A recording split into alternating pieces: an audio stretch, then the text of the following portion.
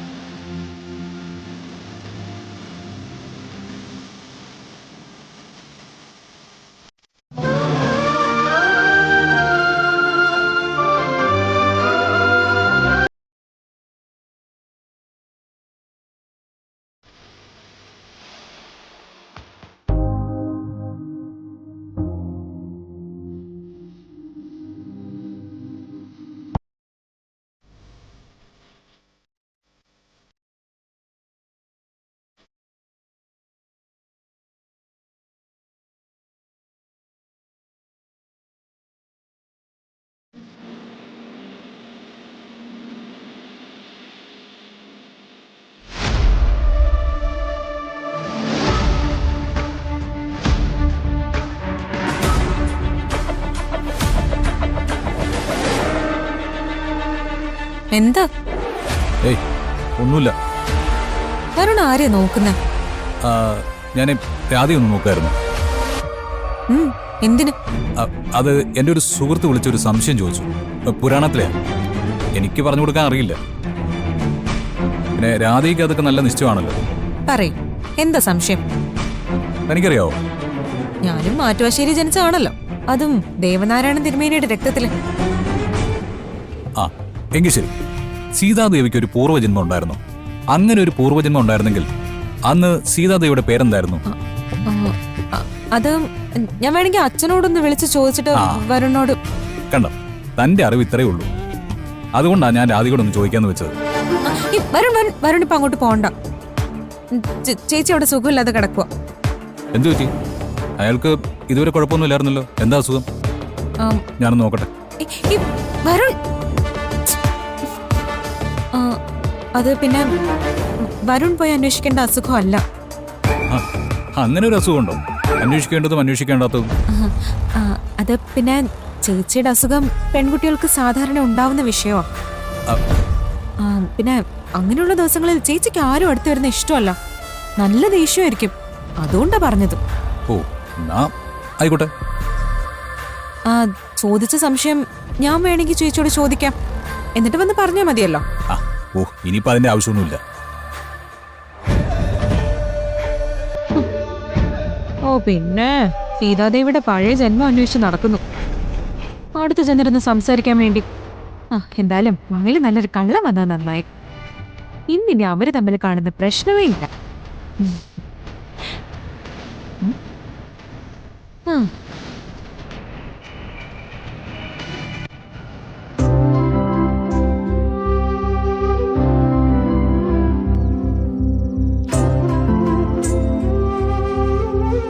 ഇന്ന് മോള് മ്യൂസിക് ക്ലാസ്സിൽ വരാത്തത് കൊണ്ട് ഒരു സുഖം ഉണ്ടായിരുന്നില്ല ഏട്ടത്തി. ഒരു നേരം പോലും അവളെ കാണാതിരിക്കാൻ പറ്റില്ല എന്നുള്ള അവസ്ഥയായി. ഇടയ്ക്കിടയ്ക്ക് ഒന്ന് കാണാതിരിക്കുന്ന നല്ലതാ. അങ്ങനെ ആയിരിക്കുമ്പോ സ്നേഹത്തിന്റെ മൂർച്ച കൂടുന്നാ പറയുന്നേ. നന്നായി, ഇത്രയും കാലം പരസ്പരം കാണാതെ നിർത്തിയിട്ട് ദൈവം മൂർച്ച കൂട്ടിയതൊന്നും പോരെ ഏട്ടത്തി.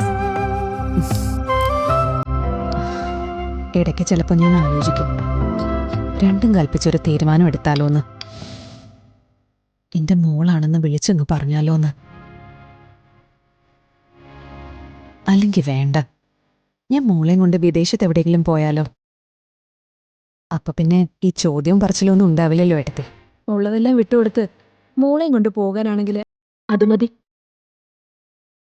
പക്ഷെ ഉള്ളതെല്ലാം മോൾക്ക് കൊടുക്കണമെങ്കിൽ അത് പോരാ.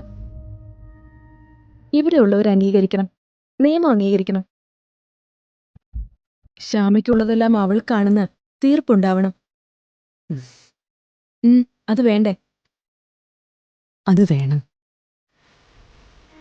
വേറെ ആർക്ക് വേണ്ടിയാ ഞാൻ ഇതൊക്കെ ഉണ്ടാക്കിയത്? എല്ലാം എൻ്റെ മോൾക്കുള്ളതാ. അപ്പോ കുറച്ചുകൂടി ക്ഷമിക്ക്. ശരി. അപ്പോ ആദ്യം എടുക്കേണ്ട തീരുമാനം ഒരിക്കലും ആവേശം കാണിക്കില്ലാന്നും ഒരിക്കലും സത്യം വിളിച്ചു പറയില്ലെന്നോ? ഉം.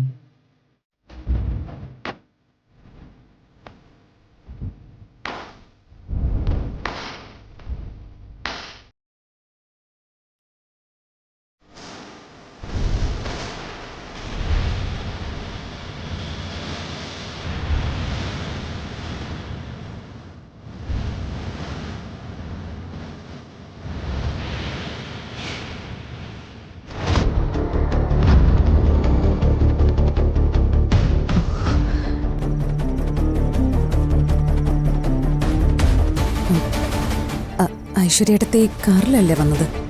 ശബ്ദമൊന്നും കേട്ടില്ല. കാറിന് ചെറിയൊരു പണി വർക്ക്ഷോപ്പില്. ഞാൻ നടന്നു വരുമെന്ന് രണ്ടാളും പ്രതീക്ഷിച്ചില്ല അല്ലേ?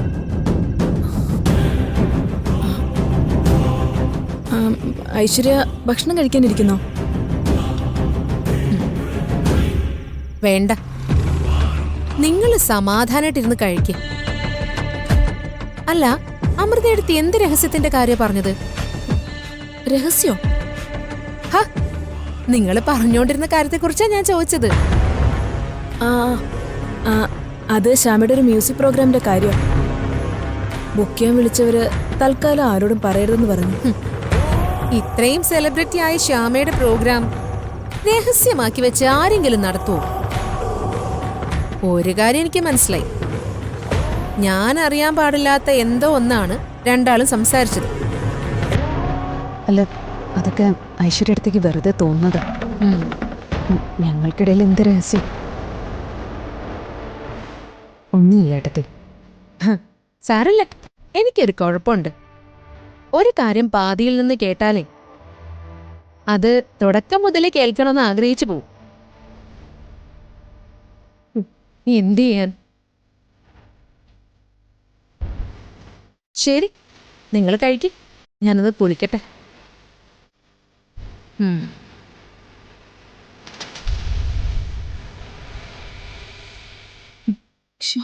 കേട്ടാണോ?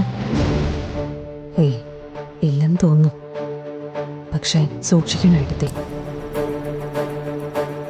നമ്മുടെ മനസ്സിലുള്ളത് പോലും കേൾക്കും ഐശ്വര്യടത്തി.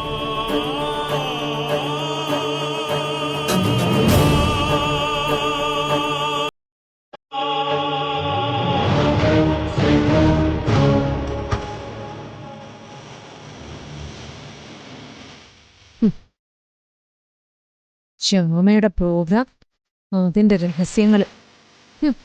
എന്ത് നല്ല ഭംഗിയായിട്ടാ രണ്ടുപേരും കൂടെ കള്ളം പറയുന്നത്. നീ നിന്റെ മകളെക്കുറിച്ചാ പറഞ്ഞതെന്ന് എനിക്കറിയാം ശ്യാമ. അമ്മയുടെ മോളുടെയും കാര്യത്തില് വൈകാതെ ഞാനൊരു തീരുമാനം ഉണ്ടാക്കും. അപ്പോഴേ മനസ്സിലാവും ഈ ഐശ്വര്യം ആരാണെന്ന്.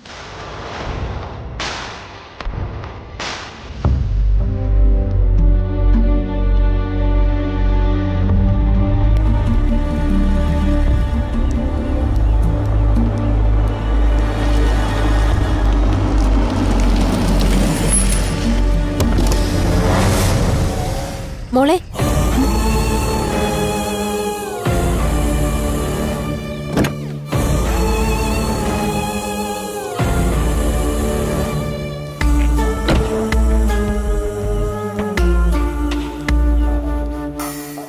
എന്നെ മോളുടെ അമ്മ അയച്ചതാ. മോളെ ഒന്ന് കൂട്ടിക്കൊണ്ട് ചെല്ലാൻ പറഞ്ഞു. എങ്ങോട്ട്? അമ്മയുടെ വീട്ടിലേക്ക്. എനിക്ക് വരാൻ പറ്റില്ല, ജോലിക്ക് പോവുക. അതറിയാം. ഇന്നലെ രാത്രി അമ്മ മോളെക്കുറിച്ച് എന്തൊക്കെയോ സ്വപ്നങ്ങൾ കണ്ടു. ഉറക്കത്തില് പേടിച്ച് നിലവിളിച്ചു. രാവിലെ തൊട്ടു നോക്കുമ്പോ ചെറിയ പനിയുണ്ടായിരുന്നു. ഹോസ്പിറ്റലിൽ പോവാൻ ഞാൻ ഒരുപാട് നിർബന്ധിച്ചു. പക്ഷെ അതൊന്നും വേണ്ട, എനിക്ക് എന്റെ മോളെ ഒന്ന് കണ്ടാ മതിയെന്നും പറഞ്ഞ് എന്നെ അയച്ചതാ. എനിക്ക് വരാൻ പറ്റില്ല. മോളെ പ്രസവിച്ച അമ്മയല്ലേ? മോളെ കുറിച്ചോർത്ത് ഇത്രയും നാളും വേദനിച്ച അമ്മയല്ലേ? ഒരു തവണ, ഒരേ ഒരു തവണ ഒന്ന് ചെന്ന് കാണും മോളെ. അല്ലെങ്കിൽ കുറെ കാലം കഴിയുമ്പോൾ മോളുടെ മനസ്സിൽ അതൊരു സങ്കടമായി മാറും. പ്ലീസ് മോളെ, അമ്മയൊന്ന് കണ്ടിട്ട് ഞാൻ തന്നെ കൊണ്ട് തിരിച്ചുവിടാം.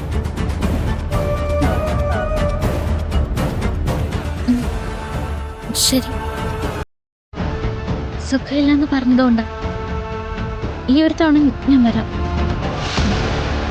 പിന്നെ ഇനി എന്നെ നിർബന്ധിക്കരുത്. അത് മോൾക്ക് അമ്മയോട് തന്നെ നേരിട്ട് പറയാലോ. വാ മോളെ.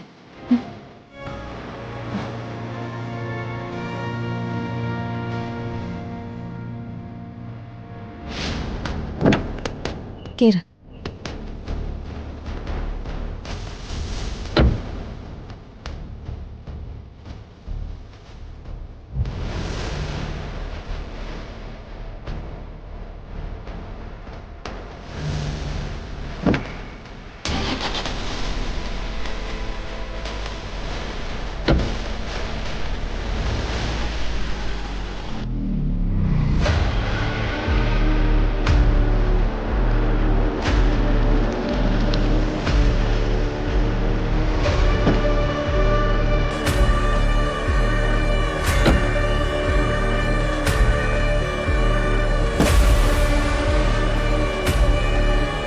വാ മോളെ. ഇതാണ് മോളുടെ അമ്മയുടെ വീട്. അല്ല, മോളുടെ വീട്. വാ.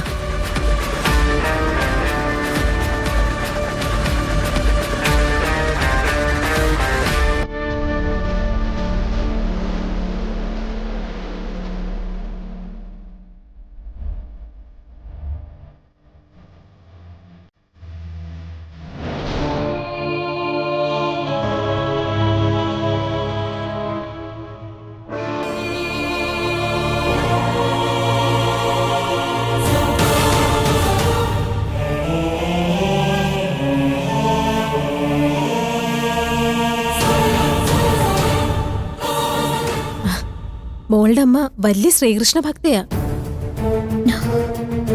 എന്നെ പോലെ തന്നെ. വരൂ. വാ.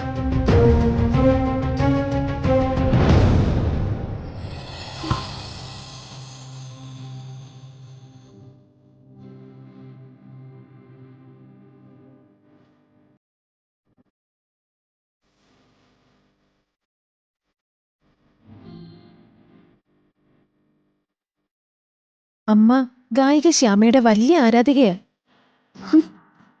അമ്മയുടെ സന്തോഷങ്ങളും സങ്കടങ്ങളും ഒക്കെ കടന്നു പോകുന്നത് ശ്യാമ മാഡത്തിന്റെ പാട്ടിലൂടെയാ.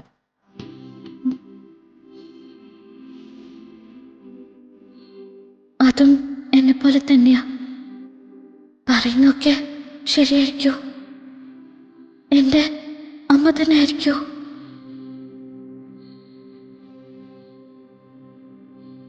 വാ മോളെ.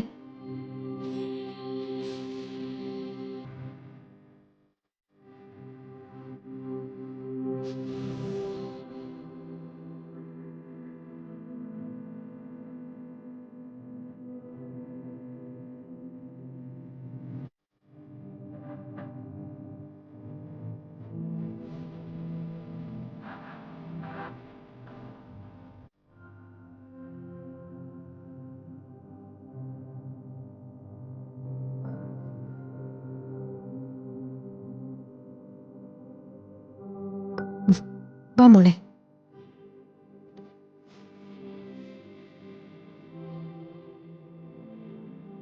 വരൂ. മാഡം.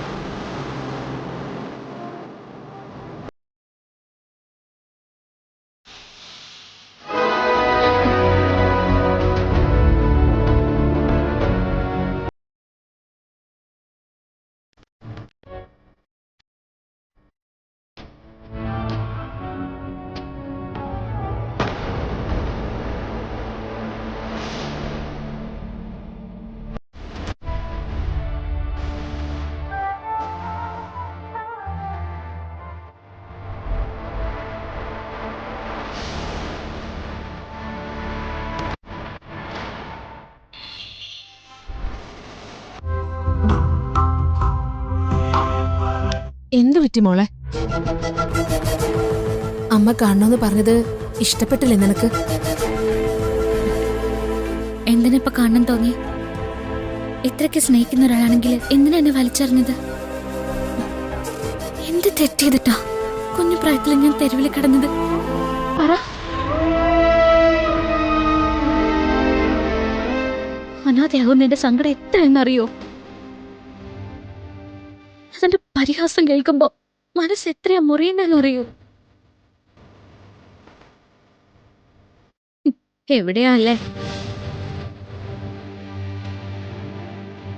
പ്രസവിച്ച് വലിച്ചെറിയുമ്പോ അപ്പൊ തോന്നാത്ത വാത്സല്യം ഇപ്പൊ തോന്നുന്നതിനോട് എനിക്ക് വലിയ മതിപ്പൊന്നുമില്ല. മോളെ, എന്തെങ്കിലും തെറ്റ് പറ്റിയതാണോ? അതോ എനിക്കൊരച്ഛനും ഉണ്ടായിരുന്നോ? മേഡം, മോള് പറയട്ടെ. അനാഥ എന്നൊരു ദുഷ്പേര് എനിക്കുണ്ട്. പക്ഷെ അച്ഛന്റെ യശോദമ്മയുടെ അടുത്ത് നിൽക്കുമ്പോ അതൊന്നും ഞാൻ അറിയാറില്ല. എന്നെ നെഞ്ചിൽ അടക്കി പിടിച്ച് അവർ വളർത്തിയത്, ഇത്രയൊക്കെ ആക്കിയത്. പഴയ കണക്കുകൾ എന്തെങ്കിലുമൊക്കെ നിരത്തി വെച്ച് എന്നെ കൊണ്ട് അമ്മയെന്ന് വിളിപ്പിക്കാന്ന് നോക്കണ്ട. എനിക്ക് വെറുപ്പാ.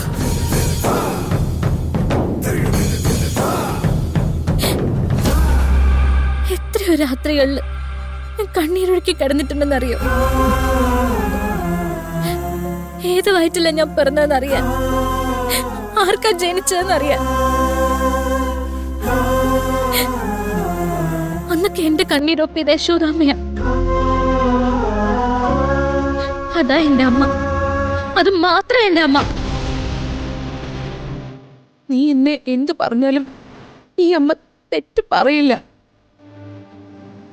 ഞാൻ പാപിയാ, മഹാപാപി.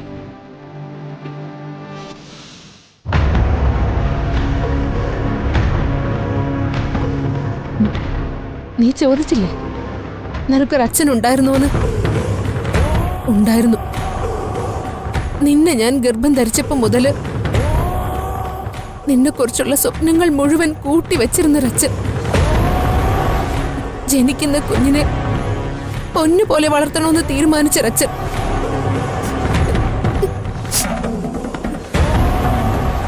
നീ അറിയണം അച്ഛൻ എന്താ സംഭവിച്ചെന്ന്.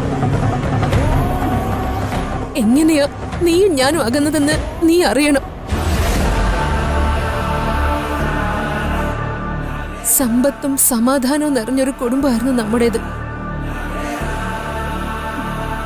അച്ഛനും ഞാനും തമ്മിൽ ഒന്നിച്ചുള്ളൊരു ജീവിതം എല്ലാവർക്കും അസൂയുണ്ടാക്കുന്ന ഒന്നായിരുന്നു. എല്ലാവരും ഞങ്ങൾ രണ്ടുപേരെയും നല്ല രീതിയിൽ സ്നേഹിച്ചു. പക്ഷെ ഒരേ ഒരാൾ, ഒരു സ്ത്രീ, അച്ഛന്റെ കുടുംബത്തിലെ ഭാരിച്ച സ്വത്തായിരുന്നു അവരുടെ ഒരേ ഒരു ലക്ഷ്യം. അതിനുവേണ്ടി അവർക്ക് ഇല്ലാതാക്കേണ്ടത് എന്നെയും എന്റെ വയറ്റിൽ വളരുന്ന കുഞ്ഞിനെയും. ഞാൻ പൂർണ്ണ ഗർഭിണിയായിരുന്നപ്പോ അവരുടെ ആളുകൾ എന്നെ കൊന്നുകളയാൻ തീരുമാനിച്ച് ഒരു കാട്ടിനുള്ളിലേക്ക് കൊണ്ടുപോയി. പുറകെ അന്വേഷിച്ചെത്തിയ അച്ഛൻ അവരോട് ഏറ്റുമുട്ടി. ആ ഏറ്റുമുട്ടലിൽ എന്റെ കൺമുമ്പിൽ വെച്ച് നിന്റെ അച്ഛനെ അവര് വെട്ടി നുറുക്കി.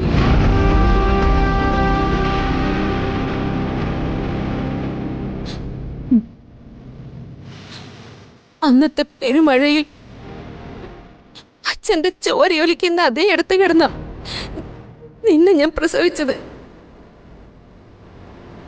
നീ പിറന്ന നിമിഷം നിനക്കച്ഛൻ കരുതി വെച്ചിരുന്ന ശ്രീകൃഷ്ണ ഭഗവാന്റെ ലോക്കറ്റ് ഞാൻ നിന്റെ കഴുത്തിൽ അണിയിച്ചു.